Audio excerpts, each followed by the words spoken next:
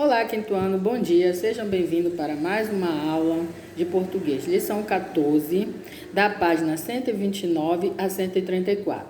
Vocês vão ler o texto lá sobre os idosos, fazer a interpretação de texto, responder e enviar para a tia Dil. Os alunos online, porque os presenciais já fizeram essa parte dessa atividade comigo e já fizemos a correção. Agora nós vamos dar continuidade no conteúdo. Vamos falar sobre o sujeito simples e o sujeito composto. O sujeito simples, quando o sujeito de uma oração tem só um núcleo, ele é chamado de sujeito simples. Você vai poder observar isso nos exemplos da página 132. Como, por exemplo, minha bisavó chamava-se Beatriz. Minha bisavó, sujeito. O sujeito dessa oração é formado por duas palavras, minha e bisavó. Uma delas é a principal, o substantivo bisavó. O sujeito das orações pode ser formado por mais de uma palavra principal. Observe no exemplo. A menina brincava na rua. Palavra principal, menina. Sujeito, a menina. Duas palavras principais. A menina e sua prima brincavam na rua. As duas palavras principais, menina e prima. Sujeito, a menina e sua prima. A palavra principal do sujeito de uma oração é chamada de núcleo do sujeito. Por exemplo, os meninos da rua queriam brincar de governo. Meninos, núcleo do sujeito. Sujeito, os meninos da rua. Outro exemplo. Ana é muito simpática. Núcleo do sujeito. Ana. Sujeito simples, Ana. Todos os alunos entraram no jogo. Um núcleo do sujeito. Alunos. Todos os alunos, sujeito simples.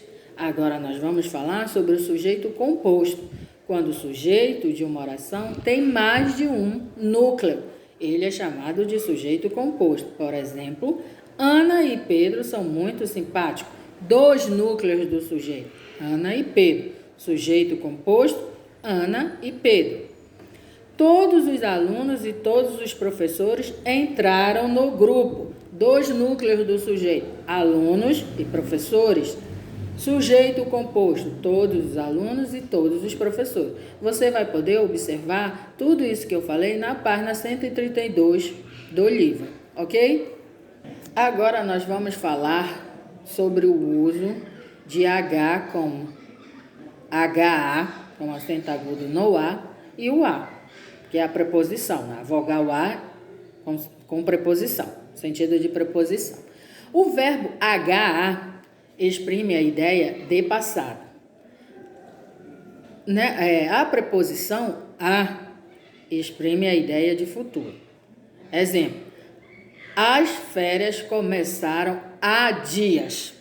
Minha família chegou à cidade há muitos anos. Com HA.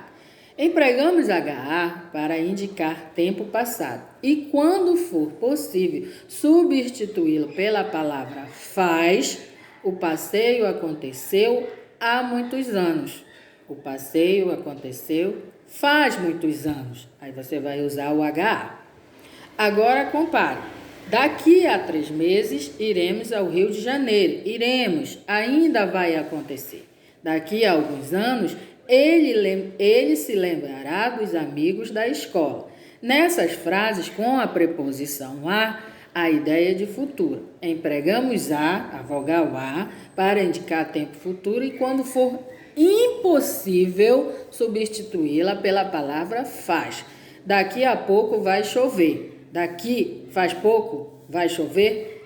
Impossível a substituição. Isso não existe nem tem sentido, né? Então, quando você puder colocar HA, você já sabe que vai exprimir ideia de passado e poderá substituir pela palavra faz. Quando você botar a, preposição a vogal A, você já sabe que vai exprimir a ideia de futuro e não poderá ser substituído pela palavra faz.